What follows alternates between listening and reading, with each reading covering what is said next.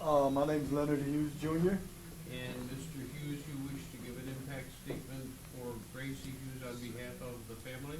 Yes, Your Honor. You're entitled to do that, but you can only speak to me. You may not address the defendant. Go ahead. Okay. Well, Your Honor, I'm of the understanding that the viciousness of the crime that he committed against my sister,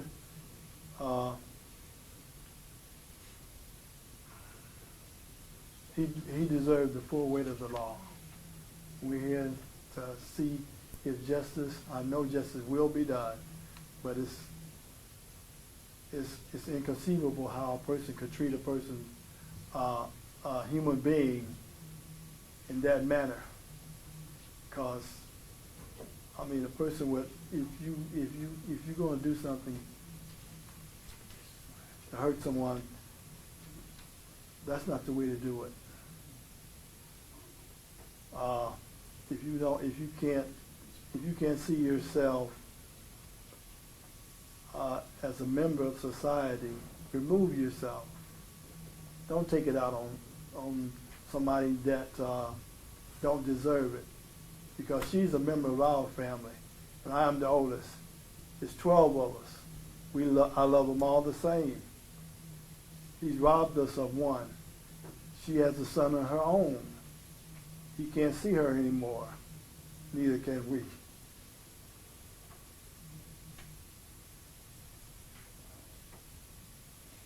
And I don't think a person that did what he done should be allowed to be in society to do it again. Because I don't see the justification for it. I get mad. Everybody gets mad. Nobody's perfect. But I don't want to take it out on nobody else because somebody else has done something to me. Because to me, I wouldn't treat an animal that way. An animal deserves more respect than that. Leave it if you don't want it. Don't destroy in that manner.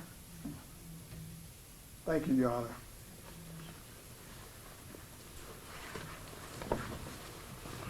Morning, Your Honor.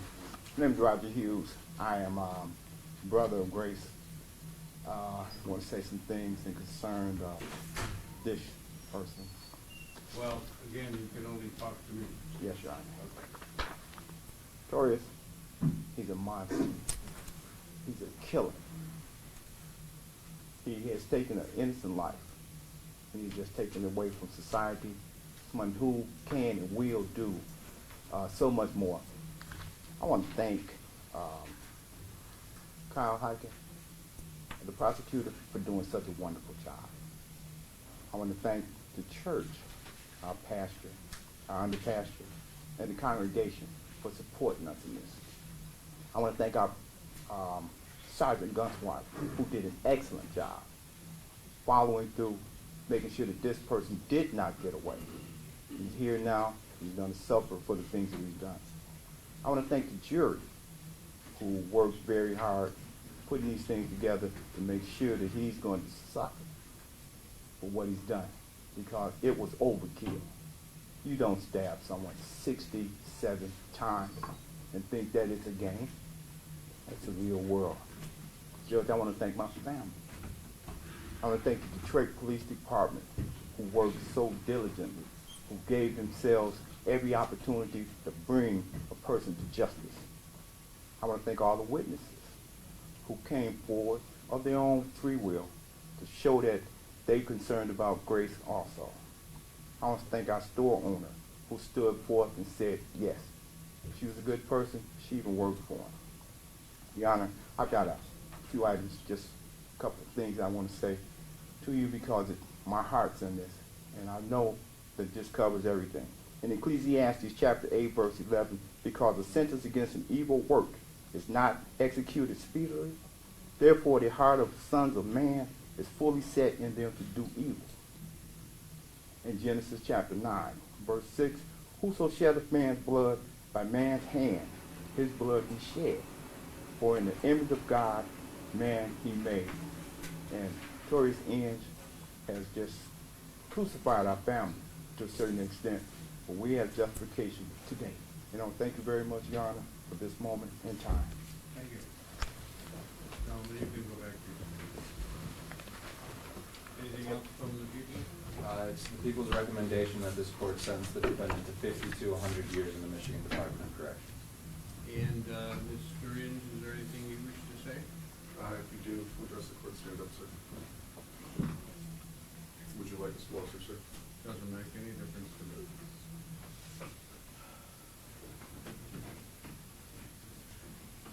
I traveled from New York to Detroit to attend my aunt's funeral, not to cause one. Before Gracie Hughes died, she took a piece of her killer with her, under her fingernails. Whoever that person is should be standing here, not me. As to her family, No, turn around. You can only talk to me. and to the family, I'm sorry for your loss. I'll miss Gracie too. You'll always be in my prayers. And that's all I have to say.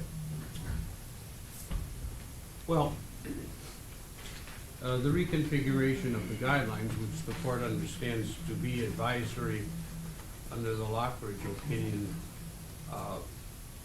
gives me sufficient leeway in terms of sentencing.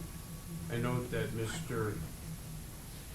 Inge's age is 46 years. The sentence that I'll give without exceeding the guidelines will likely mean he never sees freedom again, which is richly deserved given the butchery that this case involved. For some reason unknown to me, the jury found Mr. Inge not guilty of the arson, when clearly he was the only person in the world with motive to commit an arson with the dead body in the house. However, the finding of the jury is final in that regard. He was also acquitted of first-degree premeditated murder. So on the sentence, it's the sentence of the court, Mr. Inge, that you be committed to the state's prison for a minimum period of 450 months to a maximum period of 800 months, with 267 days credit for time served. You must pay a $68 state cost, a crime victim assessment fee of $130, court cost of $1,300, and an attorney fee of $400. You have a right to appeal your conviction, and my sentence and a form will be furnished you to indicate the manner in which you can take an appeal. However, your signature on the form does not indicate that you have begun an appeal. And let me emphasize again that serving the minimum of this sentence will bring Mr. Inge to age 83 and a half years, serving the minimum sentence which is required by law. Thank you.